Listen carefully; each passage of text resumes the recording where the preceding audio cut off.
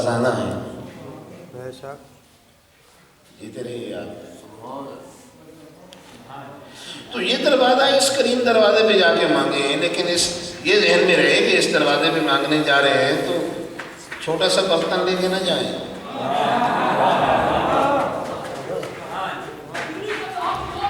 چھوٹی سی پلیٹ لے کے چلے جائیں، چھوٹی سی رکابی لے کے چلے جائیں، چھوٹی سی کٹوری لے کے نہیں دی.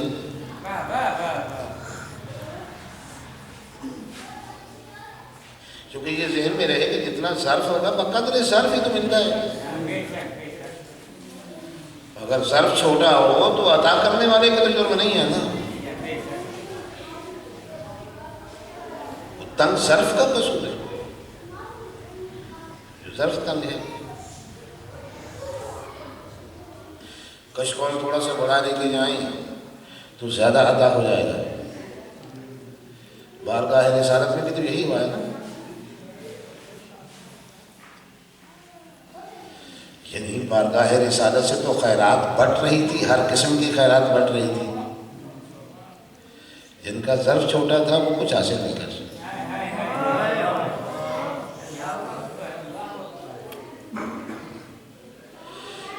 جس کے ظرف کی وسعت کمال کی تھی اسے پیغمبر نے مولا بنا دیا.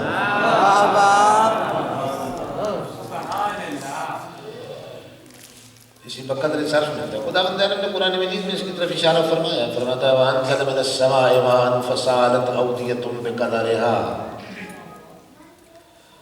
ہم آسمان سے بارش برساتے ہیں لیکن ندیاں، نالے، وادیاں، چشمے، تالاب اپنے صرف کے مطابق حاصل کرتے.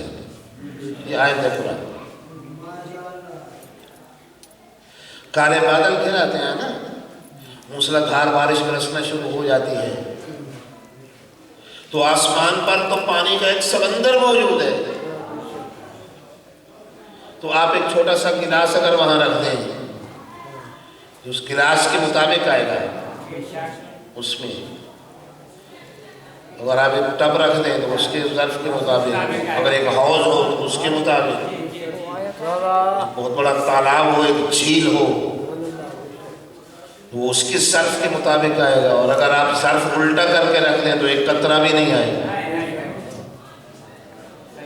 بارش اسی طرح برس رہی ہے، آسمان پہ اسی طرح پانی کا سمندر ہے، لیکن ظرف چونکہ کج ہے نا، چونکہ برتن الٹا رکھا ہے، ایک قطرہ بھی نہیں آئے گا. توجہ فرما رہے ہیں؟ جن کا ظرف الٹا تھا انہوں نے اس دروازے سے کچھ بھی حاصل نہیں کیا، اور جو اپنا ظرف سیدھا کر کے صدق کے نیت سے ظرف کو وسعت دے کے اس دروازے پہ آئے، کوئی ابو ذر بن گیا، کوئی سلمان بن گیا.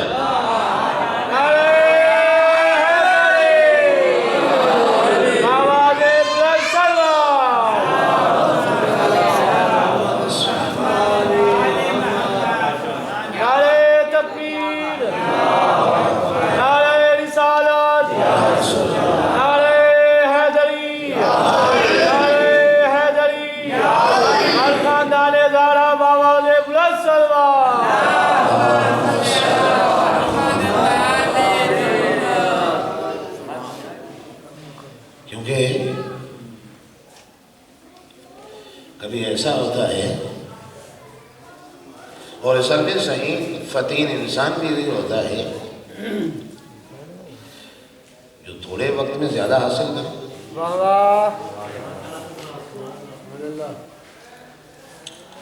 فاصلہ طے کرنا ہے نا، کہاں جانا ہے؟ اللہ کے قریب ہے نا. تو اللہ کے قریب جانے کے لیے تو فاصلہ طے کرنا پڑے گا. یہ فاصلہ کیسے طے ہو، کیسے خدا کے قریب رہے؟ خدا جتنا ہے، اللہ جتنا ہم سے دور ہے اتنا قریب ہے. وہ کہتا ہے میں تمہاری شہرت سے قریب ہوں. بے شک بے شک. انسان خود اپنے اللہ سے خود کو دور کر لیتا ہے. ہائے ہائے. یہ دوری جسمانی دوری تھوڑی ہے. مجھے میرے سامنے بھائی تشریف فرما ہے، آپ ان کو اور میرا درمیانی فاصلہ اگر ناپیں تو جتنا میں ان سے دور ہوں اتنا یہ مجھ سے دور ہے. واہ واہ واہ واہ واہ واہ. یہ تو نہیں سکتا کہ جتنا میں دور ہوں یہ اس سے کچھ کم دور ہوں. یہ بھی اتنا ہی دور ہے جتنا میں دور ہوں. ناپ لیں آپ ابھی. لیکن اللہ کے لیے ایسا نہیں ہے. اللہ سے دوری ایسی دوری نہیں ہے. ہو سکتا ہے کہ اللہ شہر کے قریب ہو, انسان خود اس سے بہت دور ہو گئے. تو فاصلے سمیٹنے ہیں نا, بڑی سرعت سے بڑی جلدی سے اللہ کے قریب ہونا ہے. تو کیسے قریب ہو؟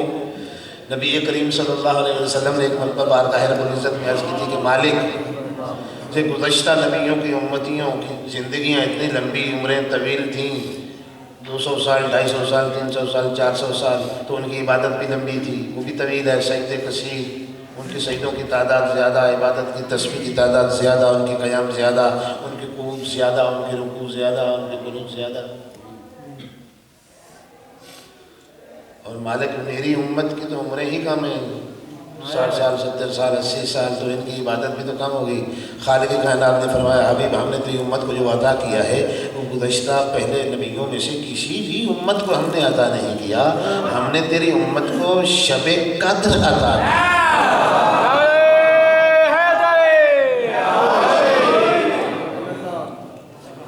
شب قدر اللہ مجھے فرما دے میرے لیلۃ القدر عطا کیا. 80 سال کے برابر تو ہے, برابر نہیں, خیر من الف شہر. صحیح اعداد و شمار شاید میرے ذہن میں نہ ہو, میرے خیال میں 80 سال سے بھی زیادہ بنے گے, 1000 مہینہ. مالک فرما رہے 1000 مہینے کے, یعنی 80 سال کے برابر نہیں, 80 سال سے بہتر, 80 سال سے زیادہ. یعنی کیا مطلب؟ یعنی ایک انسان 80 سال کی عمر میں جتنا فاصلہ طے کر کے اللہ کے قریب ہو سکتا تھا, اس آخری رسول کا امتی شب قدر کی اس ایک رات میں اتنا فاصلہ طے کر کے خدا کے قریب جا سکتا.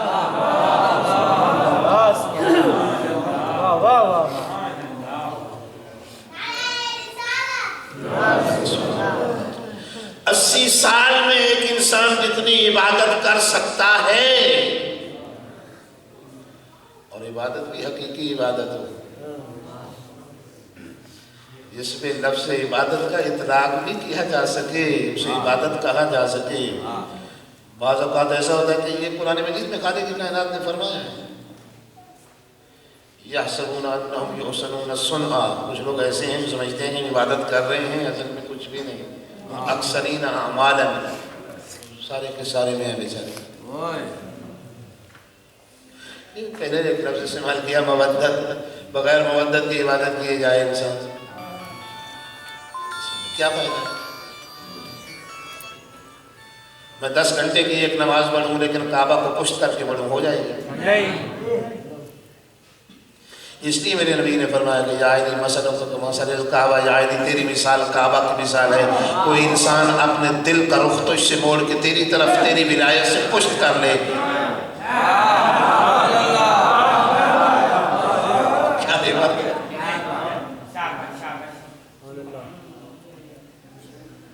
اسے تو کندوزی اہل سنت ہیں, سلیمان کندوزی صاحبی جناب المودہ, فرماتے ہیں سرور شیعہ نہیں ہے, فرماتے ہیں سرور دو عالم نے فرمایا کوئی انسان عمر نوح لے کے آ جائے, یعنی انبیاء میں سب سے طویل عمر ہے نا, 900 سال صرف عرصہ تبلیغ ہے, 2500 سال کی عمر ہے. اور نوح علیہ السلام کی عمر ہماری عمر کی طرح تھوڑی ہے کہ رات کو ساری رات کرکٹ کمائی دیکھا, صبح کی نماز قضا ہو گئی. نوح کی زندگی کا ہر لمحہ عبادت ہے, نوح کی زندگی کا ہر ثانیہ عبادت ہے, نوح کی زندگی کا ہر سیکنڈ عبادت ہے, اور وہ کل زندگی ہے 2500 سال. اور پیغمبر فرما رہے ہیں کہ 2500 سال تک ایک ثانیہ ضائع کیے بغیر اگر کوئی عبادت کرے لیکن مودت پنج تن دل میں نہیں, بے سود ہے.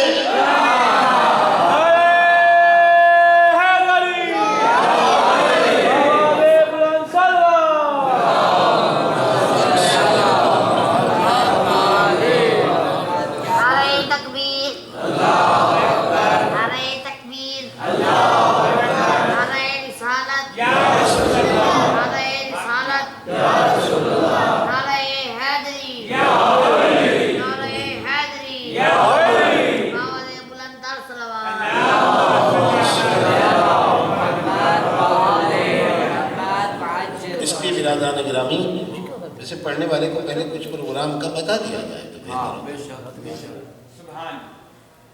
یوں ہی رسول اللہ نے احترام کیا، اتنا احترام کیا بیٹی کا. ہائے ہائے ہائے ہائے. علامہ کاشانی، فیض کاشانی نے محجت البیضاء میں جو لکھا، میرے اسے پہلے پڑھنے والے مولانا صاحب بھی یہی فرما رہے تھے ہائے ہائے. کہ 9 مہینے تک، اب 9 مہینے کے پہلے دن بنائے نا. محدث کاشانی فرماتے ہیں، اور اس کی ابو حمراء رسول اللہ کے صحابی ہیں، اور گھر کے نوکر بھی ہیں، جو وضو کو پانی بھر کے دیتے رہے نبی کو اور مسجد تک پہنچاتے رہے ہر نماز سے پہلے. ابو حمراء کہتے ہیں کہ صبح کی نماز سے پہلے بھی، ظہر کی نماز سے پہلے، مغرب کی، عصر کی نماز سے پہلے، مغرب اور عشاء 5 نمازوں سے پہلے بطول کے دروازے پہ روک کے پیغمبر نے 9 مہینے تک، اب 9 مہینوں کو 30 سے ضرب دیں، 30 پھر آپ اس کو 5 سے ضرب دیں، ہاتھ سے ضرب دیں، وہ اتنی مرتبہ پیغمبر نے مدینہ کے لوگوں کو سنا کے بطول کے دروازے کی عظمت بیان کی. مقبول مجلس ہے، مالک آپ کو سلامت رکھے، مالک آپ کو سلامت رکھے. بالکل مختصر سے مسائل پڑھنا، لمبا مسائل نہیں پڑھنا. 3 یا 4 منٹ مجھے دے دیجیے. اتنا احترام آج تک تاریخ انسانیت میں کسی باپ نے اپنی بیٹی کا کیا ہے؟ جب بھی بیٹی سے ملنے گھر میں آئے، واپس جاتے ہوئے رسول چہرہ رہتا بطول کی طرف، پچھلے قدموں کے دروازے سے نکل جاتے.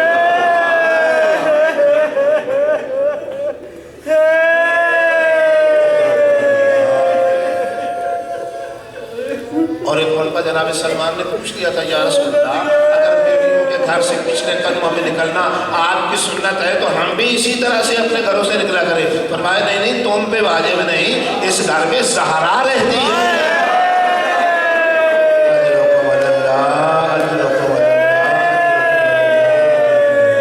آپ کو سلامت رکھیے.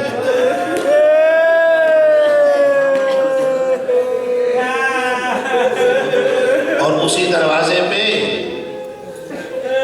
220 کے قریب تھے یہ افراد. میری مخدومہ اندر سے آئی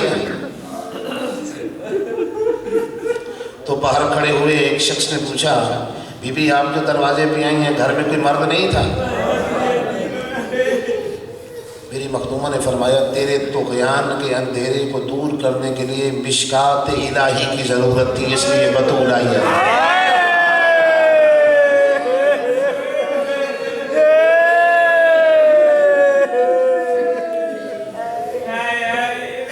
میری مخدومہ کی آواز سن کے بہت سے تو شرم سے بھاگ گئے، 40 کے قریب بچ گئے. اور ان 40 میں سے جس کے ہاتھ میں آگ تھی اسے مخاطب کر کے دوسرے سوال کرتے ہوئے کہا کہ تم جو چلانا چاہتے ہو یہ بتا، اس گھر میں تو بطول بھی رہتی ہے.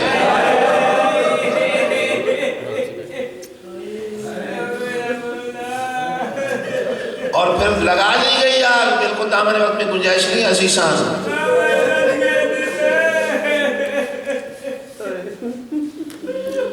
اس طرف دیوار تھی، اس طرف دروازہ، اور درمیان کا فاصلہ تنگ تھا. اسی تھوڑے سے تنگ سی جگہ پہ میری مخدومہ کھڑی ہوئی تھی اور دروازہ جل رہا تھا.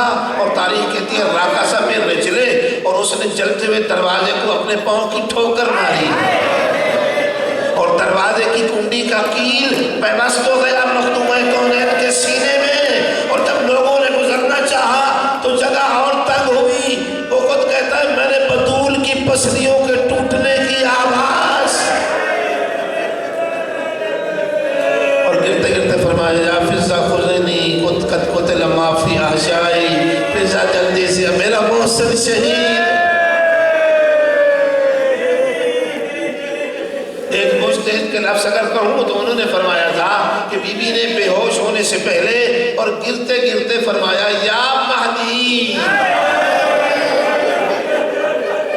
اور میرا منتقم آل محمد بیٹا کب آئے گا تو دنیا میں؟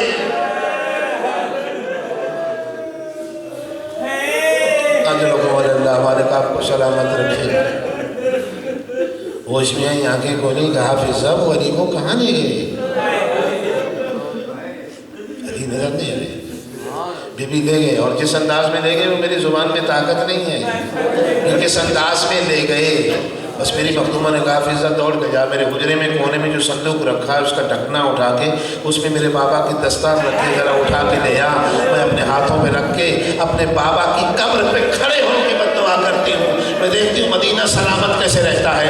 दस्तार बीबी के जख्मी हाथों में पहुँची, लरसते हुए हाथों पे दस्तार पहुँची, और उधर दौड़ते हुए कदमों की आवाज़ आई। दरवाजे पे सलमान ने कहा, बतूल वो रसूल की बेटी, अली कह रहे हैं तुझे अपनी चादर का वास्ता बद्दुआ न कर। अजरुकुम अल्लाह, अजरुकुम अल्लाह। खत्म कर दिया मैंने मेरे साहब की ज़िंदगी।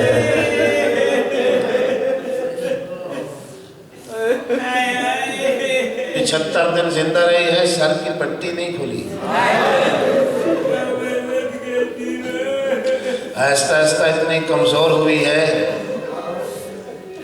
अपनी मर्जी से बिस्तर पे पहलू नहीं बदल सकती।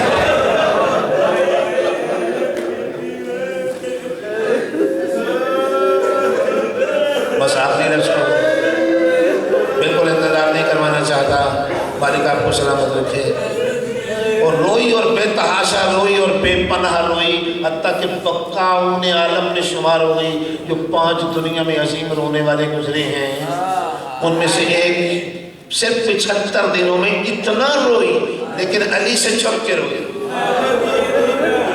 शोहर की दस्तक पहचानती थी, जब भी मौला दस्तक देते आंसू साफ कर देते, चुप हो जाते। और एक दिन अली बगैर दस्तक दिए दाखिल हुए, और अली ने देखा बतूल रो रही है। बतूल को रोते देख के अमीर कायनात ने अमामा उतार के ज़मीन पे फेंक दिया। बतूल बिस्तर में थी, अली खाक पे बैठे। अमीर कायनात ने रोना शुरू किया। अली इतना रोए कि रीश अक़दस आंसुओं से तर हो गई। बतूल ने देखा अली के बहते हुए आंसुओं को, लरसता हाथ बढ़ा के अली के आंसू लिए अपने हाथ पे हथेली पे और पहलू पे मलना शुरू किए। मेरे मौला ने कहा, बतूल ये क्या कर रही है? कहा, या अली, अपने बाबा रसूलुल्लाह से सुना था कि मजलूम के आंसुओं में शिफा होती।